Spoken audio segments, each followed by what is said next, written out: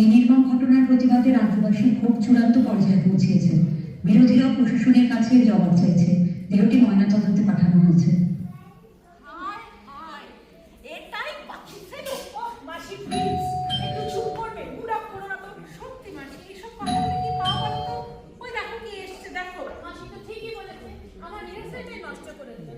দিদি এখানে সব চলতেই থাকবে, তুমি বরং এই চলতে থাকবো মানে তুই কি কইতাছিস? হ্যাঁ, এই একটাই তো ঘর আর এই এতগুলো লোক, আমরা এখন যদি নতুন করে কেউ আসে তাহলে আমরা কোথায় থাকবো? হ্যাঁ মাসি, এরকম অশান্তি করে কি পাও বলো তো?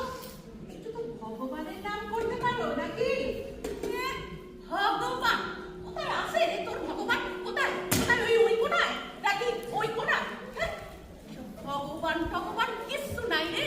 থাকলে তোর আমার এই দশা হইতো কিরে? ওটা হইতো? শোনো মাসি, আমি ওসব কিছু বুঝি না, আমার আইটেম সব চললেই হলো। এই সব কিছুর জন্যই বলছিলাম সবাই শান্তি রাখো, সবার জন্য বলছিলাম। লে, এখানে কাউকে আসতে দিও না বটে, তাহলে সকলের শান্তিটা বজায় থাকবে। তাহলে ওই যাবে কোথায়? কোথায় যাবে মানে? আমরা এখানে একা একা বসে আছি, এতগুলো লোক ঘরটার মধ্যে। যে এখন এসছে সে বাইরে থাকবে, আমরা কেন বাইরে যাব? আচ্ছা শোনো, এই শহরে রোজ কিছু না কিছু রোজ দিন হচ্ছে। আমরা যদি এখন সবাইকে এখানে এনে জড়ো করি, সবাই সবাই মানে কে? ওরা আমাদের কে হয়? আমরাও তো সবাই এখানে মিলেমিশে আছি। আমরা এখানে কে কার? মিলেমিশে আছি, সারা গরু ছাগলের মতো একটা ঘরে ঢুকিয়ে রেখেছে। এই দেখো দেখো দেখো, ওকে এখানে কোথায় রাখবে তোমরা নিজেরা ডিসাইড করো। দিদি তুমি তো এখানে ধর্মশালা তুলে বসো। Exactly, you are also victim. Hi স্যারে, ডাক্তার মি আবার ইংরেজি জানতাছে। সরি, আপনি যদি ইংলিশ না বোঝেন সেটা তো আর আমার দোষ নয়। তাহলে আমি আপনার মতন ওই খাইসারে মোট্টাসারে ওই সব বলতে পারবো না। তাহলে কি আমি হালুম গেলুম গিয়েছিলুম নিয়েছিলুম এই সব বলবো নাকি? তো গেছে। এই স্যারে, সন্ধ্যাবেলা ইংলিশ বাংলা কি লাগিয়েছিস তোরা? এই যে আমি না জানি ইংলিশ, না জানি বাংলা, ছোট্ট জাত না, নিচে বসে আছি, আর তোরা ওই বড় জাতের লোকগুলো উপরটায় বসে আছে।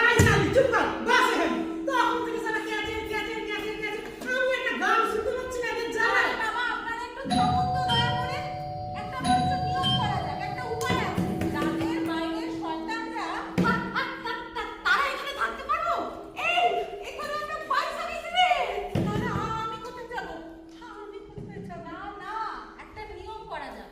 আমরা সবাই আমাদের নিজেদের কথা বলি, তারপর বিচার করে দেখা যাবে কে ভেতরে থাকবে আর কে বাইরে থাকবে। আর যারা বাইরে আছে আমরা তাদের কথা শুনবো।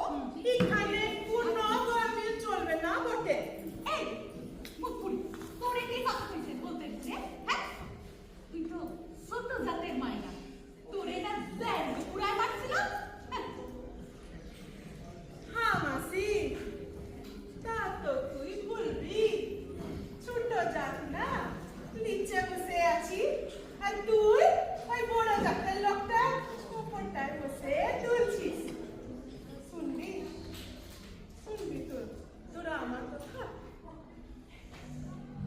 গ্রামে মা বাপটার সাথে সুখে ছিলাম জানিস, সব লোকে বলতো ডাকর দেখতে বটে, আর ওই বড় জাতের ছোট বাবুটার নজরে এসে গেলাম গো। ছোট বাবুটা না প্রায় সময় আমার ঘরটার চারপাশটায় ঘুরঘুর করতো।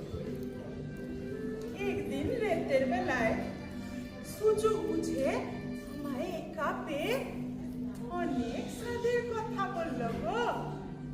বললো তোকে রানী করে রাখবো, মেলায় নিয়ে যাব, চুড়ি ফিতা সব কিনে দিব। আমিও না বাবুটার মায়াবী কথার ফান্দে কেমন আটকে গেলাম। ছেড়েতেই আমার সব সর্বনাশটা হয়ে গেল বটে। আমাদের গ্রামে ওই বড় মেলার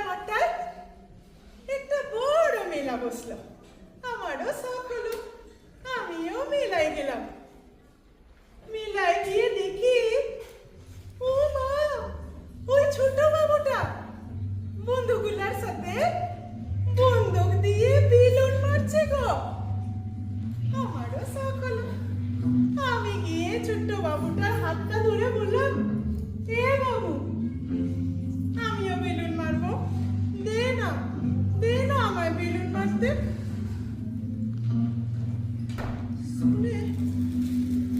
শুনে সে কি রাগ, সকলের সামনে বলল, ছোট জাতের মেয়ে, তোর বেলুন মারা আমি দেখাচ্ছি শালি।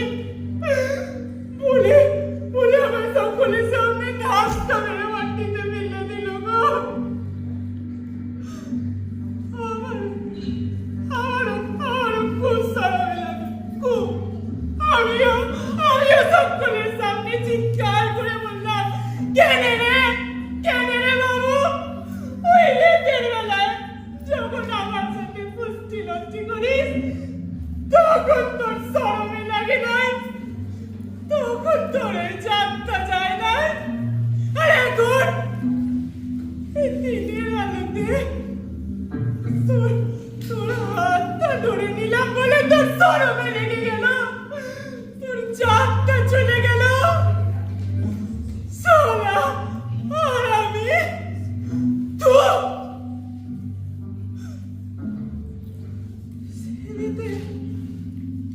ছেলেতে বাবুটা ওর সাগরের গুলাকে নিয়ে আমার ঘরটা কিনে ফেললো, দরজাটা বাইরে থেকে বন্ধ করে দিল, আমার ছোট্ট ঘরটায় আগুন লাগিয়ে দিল। আমার ছোট ঘরের চাল দাও দাও করে জ্বলে উঠলো, দাও দাও করে। আমি পালাতে পারলাম না। ডাক্তার দিদি, আমি পালাতে পারলাম না। এ জ্বালার কোনো ওষুধ আছে রে ডাক্তার দিদি?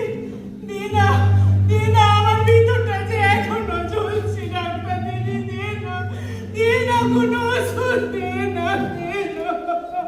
লক্ষ্মী বোন আমার, লক্ষ্মী বোন, শান্ত হ, আয় এখানে এসে বস। আগুনে পোড়াচ্ছে কি জ্বালা, কি যন্ত্রণা। আমি একজন ডাক্তারের খুব ভালো করে জানি। তোকে ওষুধ দেবো, ওষুধ দাঁড়া। ওষুধ কোথায়? ওই ওষুধই তো আমার কাল হলো। শুনবে তোমরা আমার কথা, শুনবে? পড়াশোনায় খুব ভালো ছিলাম জানো। বাবা মার স্বপ্ন ছিল আমি ডাক্তার হব। জয়েন্ট এন্ট্রান্সে চান্সও পেয়ে গেলাম। দারুণভাবে ডাক্তারিটা পড়লাম, পাশ করলাম, হাসপাতালে চাকরি পেয়ে গেলাম। বাবা মা তাদের সমস্ত সঞ্চয়টা দিয়ে দিয়েছিল আমাকে ডাক্তারি পড়ানোর জন্য। সব কিছু মনে হচ্ছিল এক অপূর্ব সুন্দর এক স্বপ্নের মতো। কিন্তু বাদ সাধলো একটা ঘটনা। বেশ কিছুদিন ধরে লক্ষ্য করছিলাম রোগীদের প্রয়োজনীয় ওষুধগুলোর সাপ্লাই ঠিক মতো হচ্ছিল না। থাকতে না পেরে ওয়ার্ড ম্যানেজারকে কমপ্লেন করলাম। সে বলল, অর্ডার দেওয়া হয়েছে ম্যাডাম, আসতে সময় লাগবে। কিছুদিনের পর সমস্ত সত্যিটা চোখের সামনে পরিষ্কার হয়ে গেল। দেখলাম রোগীদের প্রয়োজনীয় ওষুধগুলো ট্রাকে করে বাইরে পাচার হয়ে যাচ্ছে। থাকতে পারলাম না জানো, একেবারে হায়ার ম্যানেজমেন্টকে গিয়ে কমপ্লেন করলাম। তার 3-5 পর নাইট ডিউটিতে ছিলাম। চেম্বারে চেয়ারে বসে কাজ করছিলাম। হঠাৎ দেখি 7-8খানা ছেলে ধড়াম করে দরজা খুলে ভেতরে ঢুকে পড়লো। আমায় কিছু বুঝে ওঠার আগে হ্যাচকা টান মেরে তোলে আমার চেয়ার থেকে। ওদের মতি আমার ভালো লাগছিল না। মনে হলো কিছু একটা ভুল হতে চলেছে। আমি পালাবার চেষ্টা করলাম। বাঁচাও, বাঁচাও! কেউ এলো না আমায় বাঁচাতে, কেউ না। চুলের মুঠিটা ধরে হেঁচকা টান মেরে তুললো, ঘিরে ফেললো চারিদিক থেকে আমার।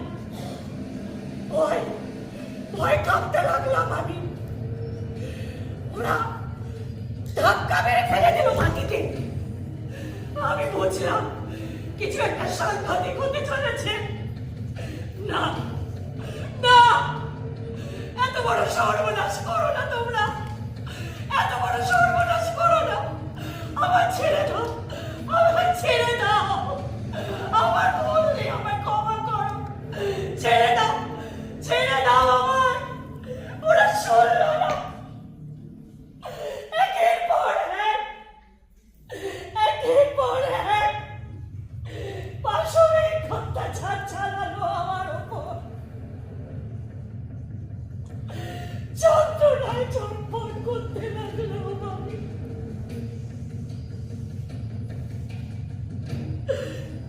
কিন্তু এখানে শেষ হলো না। একটা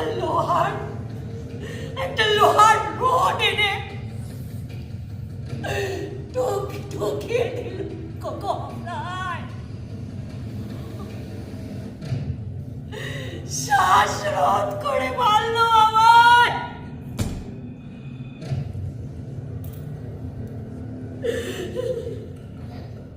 কি যন্ত্রণা!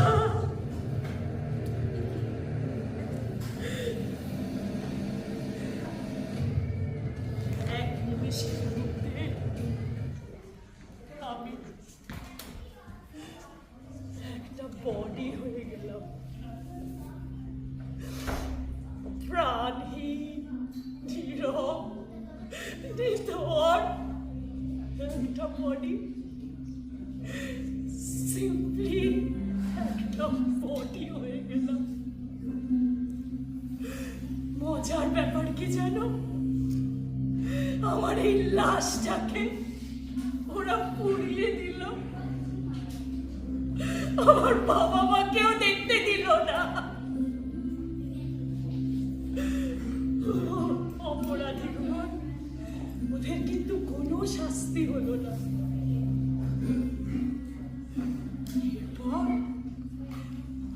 এরপর শুরু হলো আন্দোলন, ফ্যাশন শো, মোমবাতি অভিযান।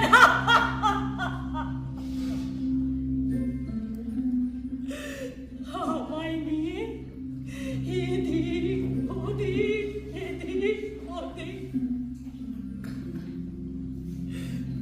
সবাই কিন্তু এরকম ছিল না জানো।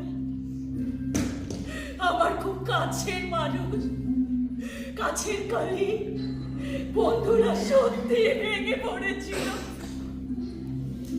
প্রচন্ড কষ্ট পেয়েছিল তারা।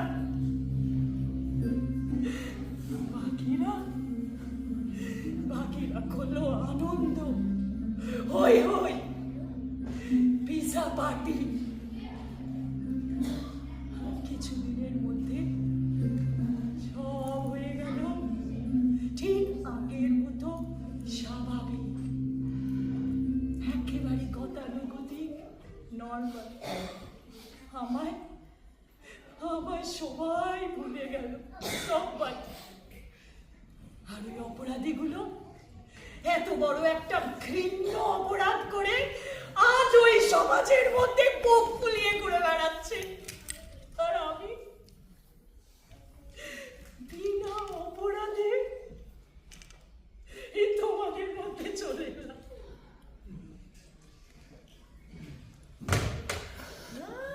আমারটা তো শুনলে তোমরা, এবার তোমাদেরটা বলো। সালা এটা কাজ করছে না, একটা আইটেম সব শুনতে পাচ্ছে না, আর এদিকে সব সালা খেয়ে দিয়ে দুঃখের বন্যা বয়ে যাচ্ছে। এই সব দুঃখটা সবার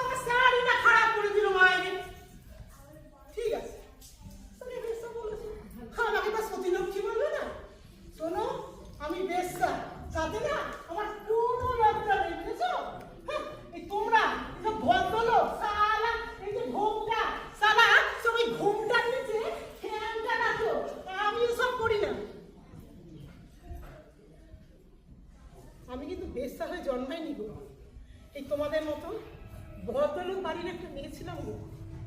সরল সাদা সিধা একটা মেয়ে, ছোট্ট গ্রাম, সাধারণ পরিবেশ, ছোট্ট বাড়ি, সুখে ছিলাম গো।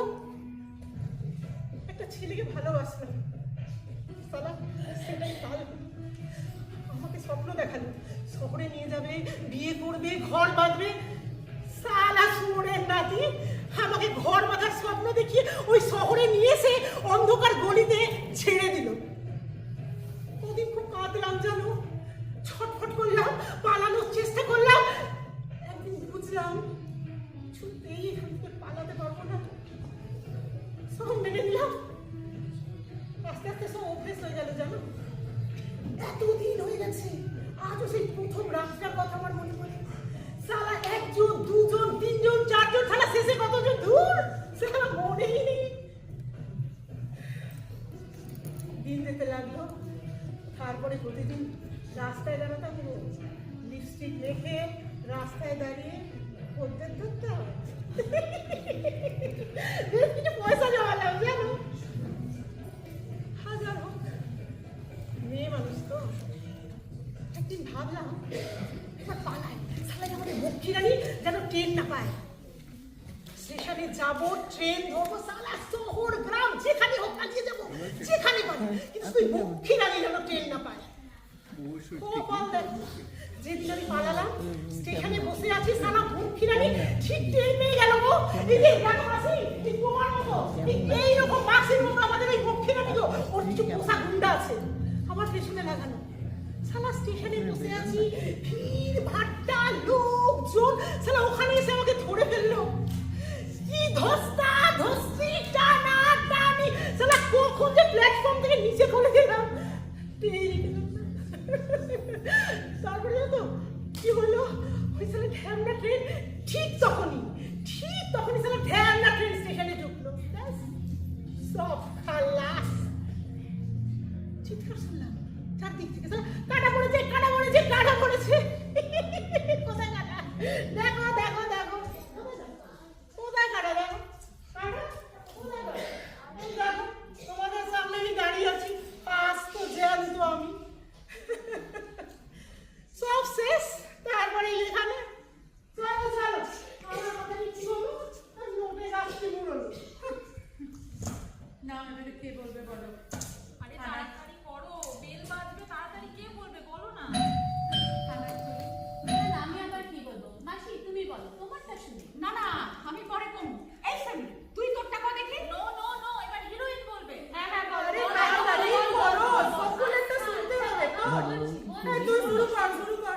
তোমরা না নাচর বাংলা। ছোটবেলা থেকে জানো নাচ গানের খুব শখ ছিল, আর শখ দুটোকে খুব ভালো করে আয়ত্ত করেছিলাম। আর দেখতে শুনতে লোকে তো সুন্দরী বলতো। আর স্বপ্নগুলো ছিল আকাশ ছোঁয়া। অভিনেত্রী হওয়ার স্বপ্ন, বড় বড় মুভিতে কাজ করব, বড় বড় পরিচালকের সাথে ওঠা বসা করব, রাস্তায় ঘাটে ব্যানারে সব জায়গায় আমার নাম, আমার ছবি, ফ্যান, ক্যামেরা, অ্যাকশন, গ্ল্যাম, ওফ সারা দিন এসব স্বপ্ন নিয়ে ভাবতাম। আর যেমন ভাবতাম অন্য একটা সুযোগ এসে যায়। একটা পার্টিতে একজন বড় নামি দামি পরিচালকের সাথে আলাপ হয়। উনি বলে যিনি একটা বিগ বাজেট মুভি করতে যাচ্ছেন, আর তার জন্য হিরোইনের রোলের জন্য একটা ফ্রেশ লুক খুঁজছেন। আমিও বুঝলাম পুরো পার্টিতে না উনি আমাকে আপাদ মস্তক অবজার্ভ করে যাচ্ছেন। তারপর আমার কাছে এসে জিজ্ঞেস করলেন যে হিরোইনের রোলের জন্য কি তুমি ইন্টারেস্টেড? আমি আরে এটাই তো আমার একমাত্র স্বপ্ন, একমাত্র ইচ্ছা। আস্তে করে বললাম নিশ্চয়ই। কয়েকদিন বাদে উনি আমাকে ওনার ফ্ল্যাটে ডাকলেন। সিনেমা তো জমে আছে, সালা মার সিটি। বললেন তোমার স্ক্রিন টেস্ট করতে হবে, লুক টেস্ট লাগবে, জড়তাও কাটাতে হবে। এসব বলতে বলতে উনি না আমার খুব ক্লোজ, ভেরি ক্লোজ হতে শুরু করলেন। আমিও যেন কিরকম স্বপ্নের স্রোতে ভেসে গেলাম। আমার পুরো শরীর যেন এমআরআই হয়ে গেল। এই অ্যাঙ্গেল সেই অ্যাঙ্গেল বোঝাতে বোঝাতে ওনার আঙ্গুল, ওনার শরীর আমার সব অ্যাঙ্গেল ছুঁয়ে দিতে শুরু করলো। জানি এই লাইনে কিছু পেতে গেলে অনেক কিছু হারাতে হয়, কিন্তু এত বড় একটা মুভি, আমি একমাত্র হিরোইন হব, এই স্বপ্ন ভাবা যায়? কিন্তু কয়েকদিন বাদে জানতে পারলাম যে আমি আর একা নই, কাউকে কাউকে সঙ্গে নিয়ে বেড়াচ্ছি। ইস, এত আধুনিক মেয়ে হয়ে তুমি এত বোকা, কোনো প্রোটেকশন নাওনি। তাই যদি জানতাম তাহলে কি আজ তোমাদের মধ্যে থাকতাম? তারপর আবার কি, কয়েক মাস ধরে লাগাতার ফোন করতে লাগলাম, মেসেজ করতে লাগলাম, কোনো রিপ্লাই পেলাম না। তারপর সোজা চলে গেলাম ওর বাড়িতে। আমাকে দরজায় দেখে সে তো অবাক। কলারটা ধরে জিজ্ঞেস করলাম, হচ্ছেটা কি? শুনলাম তুমি নাকি আমার জায়গায় অন্য কাউকে কাজ করছো, আমাকে হিরোইন থেকে বাদ দিচ্ছ। তাই যদি হয় তাহলে তোমাকে কিন্তু আমি ছেড়ে দেবো না বলে দিচ্ছি। পুরো মিডিয়ার সামনে তোমার মুখোশ আমি টেনে খুলে ফেলে দেবো। জেনে রাখো, তোমার সম্পত্তি আমি বই নিয়ে বেড়াচ্ছি। আর এই খবর যদি আমি মিডিয়ায় দিই, তোমার কেরিয়ার শেষ হতে কিন্তু একটুও দেরি হবে না। এটা শুনে ও কি একটা ভাবলো, আর তারপর একদম চেঞ্জ। আমাকে বুকে টেনে নিয়ে বললো, ও মাই গড ডার্লিং, এত বড় একটা গুড নিউজ নিয়ে এসছো, এত বড় একটা সুখবর। প্লিজ রাগ করো না, চলো আমরা আবার শুরু করি। Please forget everything, let's have a drink together, let's celebrate. আর আমিও কিরকম সব ভুলে গেলাম। আর ওই ড্রিঙ্কই আমার কাল হলো। ড্রিঙ্ক করতে করতে কখন যে ব্যালকনিতে এসে দাঁড়িয়েছি খেয়ালই নেই। আর তারপর হঠাৎ পেছন থেকে একটা ধাক্কা, আর আমি 22 তলা থেকে একেবারে নিচে। শেষ, সব শেষ। আমার স্বপ্ন, আমার ইচ্ছা, আমার জীবন সব শেষ। পরের দিন নিউজ পেপারে খবরে, নেশা করে বেসামাল হয়ে হবু অভিনেত্রীর অ্যাক্সিডেন্টাল ডেথ। পয়সার জোরে, পাওয়ারের জোরে, পকেটের জোরে পরিচালকের কিচ্ছু হলো না। আর আমিও তো কোনো বিচার পেলাম না। আমি যে হেরে গেলাম। Loser, big time loser. না না, সালা সব কটা সুরের নাম। না না, এবার মাসি তুমি বলো। মাসি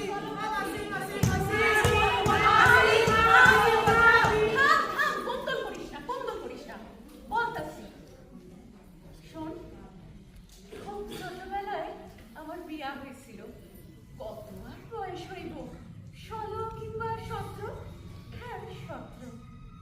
শ্বশুর বাড়ি আইয়া সকলে কি আদর যত্ন পাইছিলাম রে। আর আমার বরটা, আমার জামাইটা কি সুন্দর প্যাটানো চেহারা ছিল। তোদের মতো না, তোদের জামাইগুলোর মতো না। আমারে খুব ভালোবাসতো। শ্বশুর শাশুড়িও আমারে খুব ভালোবাসতো।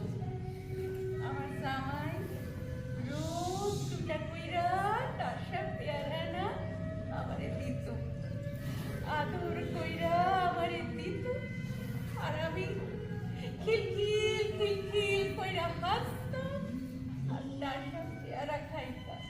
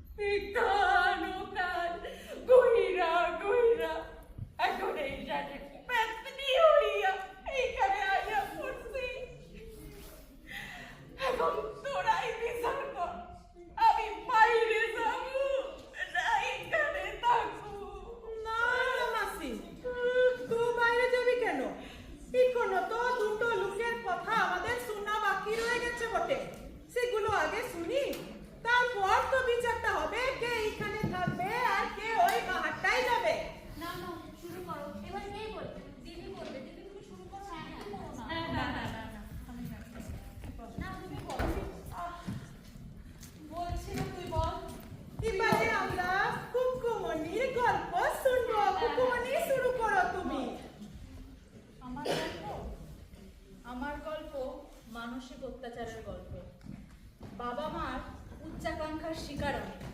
আমার বাবা মা চেয়েছিল দিদি তোমার মতো অনেক বড় ডাক্তার হই। দিনে 12 থেকে 14 ঘন্টা পড়াশোনা করতাম। এই টিচার ওই ম্যাডাম কোনো কোচিং কিচ্ছু বাদ রাখি দুবার জয়েন্ট এন্ট্রান্স দিয়েছিলাম, চান্স পাইনি। সবাই তো আর রবীন্দ্রনাথ আইনস্টাইনের মতো ব্রেন নিয়ে জন্মায় না, আমিও জন্মাইনি। খুব সাধারণ ক্যারিয়ার আমি করতে চেয়েছিলাম। আমার বাবা মা সেটা মানতে পারলো না, সারাক্ষণ এক্সাম্পল দিত। এই দেখ দেখ দেখ, ওর ছেলে ইঞ্জিনিয়ার হয়েছে, দেখ ওর মেয়ে ডাক্তার হয়েছে। আর পাড়ার লোকেরা সারাক্ষণ টন করত, এই পরের বছর দে, নিশ্চয়ই চান্স পাবি। কানের কাছে সারাক্ষণ আমার কানের কাছে টন করত। These annoying people keep reminding me about my failures every day. একদিন আমার বাবা মা ডিনার টেবিলে বসে ডিনার করছে। আমি ভাবলাম জয়েন করি। আমি যে গেলাম, ওরা উঠে চলে গেল। কেন উঠে চলে গেল? আমি তো সেদিন একা হয়ে গেলাম। মানুষ একা হলে তো বাবা মার কাছে যায়, আমি কোথায় যেতাম? আমি নিঃস্ব হয়ে গেলাম। এই মানসিক যন্ত্রণা আমি আর সহ্য করতে পারছিলাম না, আমি শেষ হয়ে যাচ্ছিলাম আস্তে আস্তে।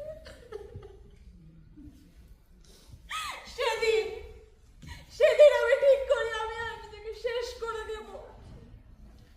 একটা দড়ি নিয়ে গলায় ফাঁস লাগালাম, ফাঁস দিলাম।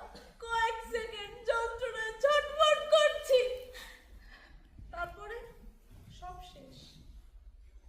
আজকে তোমাদের সাথে, তোমাদের মতো আমি শারীরিক অত্যাচারের শিকার হইনি, কিন্তু মানসিক অত্যাচারে আমি দিনে দিনে শেষ হয়ে গেছি। এরপর তোমরা বিচার করো, তোমাদের বিচারে যদি আমাকে বাইরে যেতে হয় চলে যাবো। ও গুগুন, তোমার তো এখানে কিভাবে আসো? ব্যাস, বিচার হয়ে গেল, ও বাইরে যাবে, কি বলো? কেন বাইরে যাবে? বাইরে গুগুমনি তো এখানে কিভাবে এসছে বাবা? আমাদের মতো কেউ ছুরি দিয়ে তো সারা কাবাডি খেলেনি ওর সাথে। তুই কি কথা বলছিস? শরীরটা যে কি জিনিস। তুই বাইরে যা না। না, she will not go outside. Exactly. She will stay here. আরে তখন থেকে খালি ক্যাঁচা ক্যাঁচা করে যাচ্ছে, ওরা তো ঠিক কথাই কইছে। এই সেমরি, তুই যা, তুই বাইরে যা তো। না, ও যাবে না। সে মতো দেখতে গেলে তো আমার চলে যেতে হয়। I also didn't get raped. তাহলে তো আমার চলে যাওয়া উচিত। না, why? তোমার কথাটা তো শোনাই হয়নি এখনো। দিদি তোমাকে এখানে দরকার, তুমি যাবে না, যেতে হয় আমি যাবো। আলা পহলা हो गया इधर तो। আচ্ছা ঠিক আছে। এই সেমরি, তুই তোরটা ক দেখি, তারপর বিচার করি। তুই তোরটা ক। আমার কথা, আমি একজন টিচার ছিলাম। আমার স্কুলেতে হায়ার সেকেন্ডারি পরীক্ষা পড়লো, অ্যাজ ইউজুয়াল ইনভিজিলেশন ডিউটি পড়লো। তো আমি সকাল সকাল গিয়ে পরীক্ষার ডিউটি দিচ্ছি। হঠাৎ দেখি একটা ছেলে, জানো তো ছেলেটাকে আমি চিনতাম, আমাদের পাড়ার বড় নেতার ছেলে। আর ছেলেটা নির্লজ্জের মতো আমার সামনে চিটিং করছিল। আমি কিন্তু তাকে দুবার ওয়ার্নিং দিই, আমার কথা শুনলো না। তখন আমি থাকতে না পেরে ওর থেকে খাতাটা কেড়ে নিলাম, বললাম get out of this room. সে চলে গেল, কিন্তু যাবার আগে আমার চোখের দিকে তাকে বলল, ম্যাডাম কাজটা কিন্তু আপনি ভালো করলেন না। আমি কথাটাকে পাত্তা দিইনি, জানো, আমি কথাটাকে পাত্তা না দিয়ে পরীক্ষার ডিউটি শেষ করলাম, খাতা তুললাম আর বাড়িতে যাবার জন্যে চৌরাস্তাতে এসে পৌঁছালাম। হঠাৎ দেখি কি আমার চারদিকে কারা যেন আমাকে ঘিরে ধরেছে। ওই ছেলেটাও ছিল, আমাকে না মারতে শুরু করে দিল। বিশ্বাস করো, আমি কি পারি ওদের সাথে পারিনি। তারপরে না হঠাৎ আমার শাড়িটা খুলে দিল, আমাকে বিভস্ত করে দিল। আমি বললাম, আমার শাড়িতে একটু দিন। আমার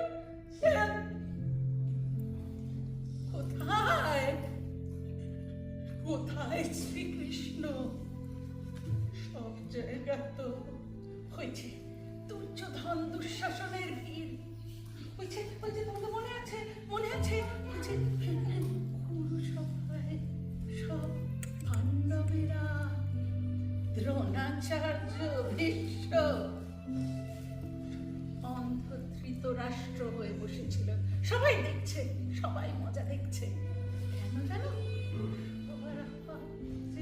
ওই যে রাজনীতির কাছে বাধা, কেউ এলো না, কেউ এলো না। আমার শাড়ি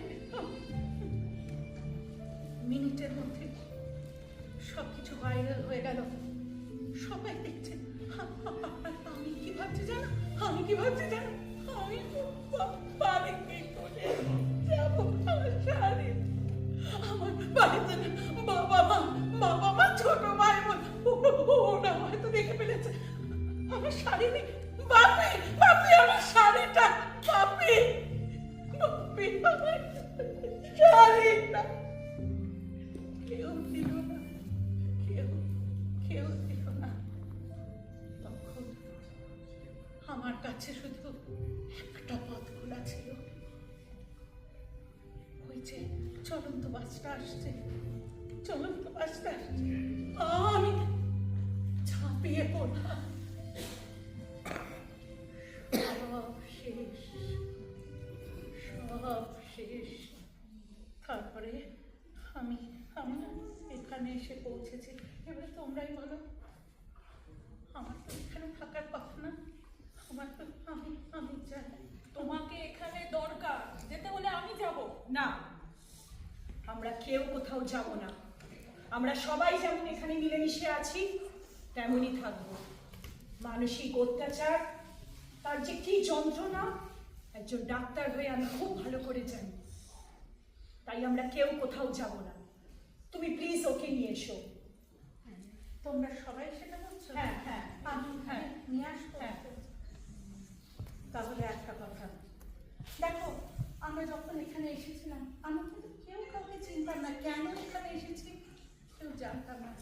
এই ছোট ঘরটা আমাদের আশ্রয়। আমরা কি পারি না এই আশ্রয়টা ওকে দিতে? অ্যাটলিস্ট ওই বাইরের শয়তানগুলো থেকেও বেঁচে যাবে। ইন্টারন্যাশনাল উইমেন্স ডে ফার্স। প্রতিদিন প্রতিটা মুহূর্তে 7 জন কেন হাজার হাজার মহিলারা নির্যাতিত হচ্ছে। তার বেলা প্রহসন।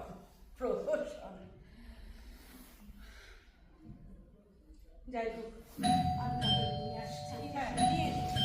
এরপর কিন্তু আর একটাও বাজে কথা হবে না।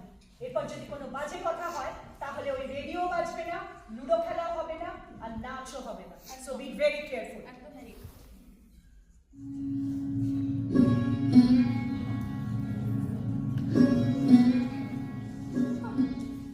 তোকেও জানেনি না? আয়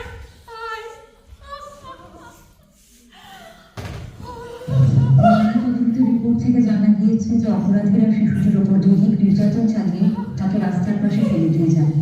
এই ধরনের ঘৃণ্য অপরাধ বারবার কেন হচ্ছে? দিনের পর দিন ওই জঘন্য অপরাধের প্রতিকার কেন হচ্ছে না? প্রশাসন এখনো কেন কোনো পদক্ষেপ নিচ্ছে না? এটা আমার কথা। এটা আমাদের কথা।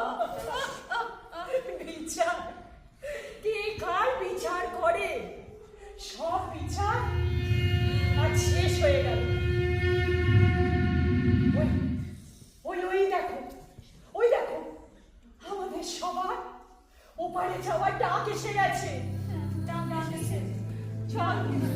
চল মা, চল।